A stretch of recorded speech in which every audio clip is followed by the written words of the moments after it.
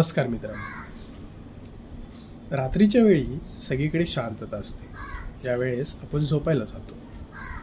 पण अशा वेळेमध्ये आपल्या डोक्यामध्ये निरनिराळे वेगवेगळे असे विचार येऊ लागतात, रिप्ले होऊ लागतात. तर का आपला मेंदू जो आहे हा आपल्याला त्रास देतोय का?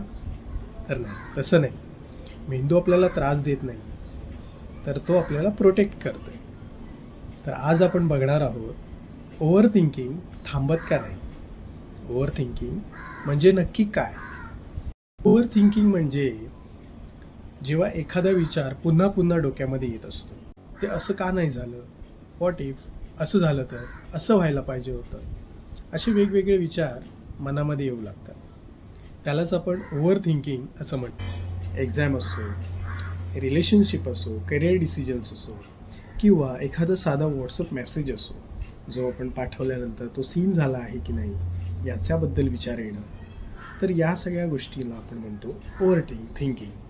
आपला मेंदू जो आहे तो वर्स्ट केस सिनारिओ इमॅजिन करतो आणि मग आपण म्हणतो की आपण ओव्हर थिंक करतोय. पण खरं कारण काहीतरी वेगळंच आहे. आपला मेंदू हा सर्वायवल मोडमध्ये जातो. तर मित्रांनो, मेंदूमध्ये एक भाग असतो, त्याला म्हणतात ॲमिग्लेडा, जो डेंजर डिटेक्ट करतो. जसं स्मोक डिटेक्टर फायर डिटेक्ट करतो, तसंच ॲमिग्लेडा डेंजर डिटेक्ट करतो. म्हणजे बघा, आपले पूर्वज जे होते ते जंगलामध्ये राहत असत, गुहेमध्ये जंगलामध्ये राहत असत. आणि गुहेमध्ये जंगलामध्ये राहत असल्यामुळे धोका आहे का, एखादा प्राणी आहे का, तर या विचार लगेच त्यांच्या मनामध्ये यायचा. आज धोका म्हणजे काय? अनसर्टनिटी, फ्युचर प्रॉब्लेम्स, किंवा लोक काय म्हणतील, मला काय करायचं आहे, अशा प्रकारचे विचार डोक्यामध्ये येणं. जास्त विचार हे रात्रीच काय येतात?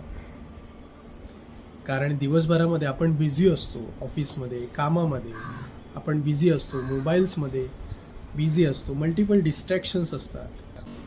पण ज्या वेळेस रात्री अशी शांतता मिळते, नीरव शांतता मिळते, तेव्हा आपला जो मेंदू आहे तो प्रोसेसिंग करतो, विचार प्रोसेसिंग करत असतो. म्हणजे आपल्याला आजार झाला आहे का?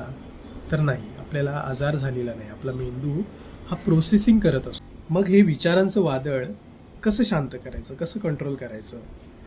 तर झोपण्याच्या अगोदर काही गोष्टी लिहून काढायच्या, काही विचार मनात करायचे की उद्या मला ही गोष्ट करायची आहे.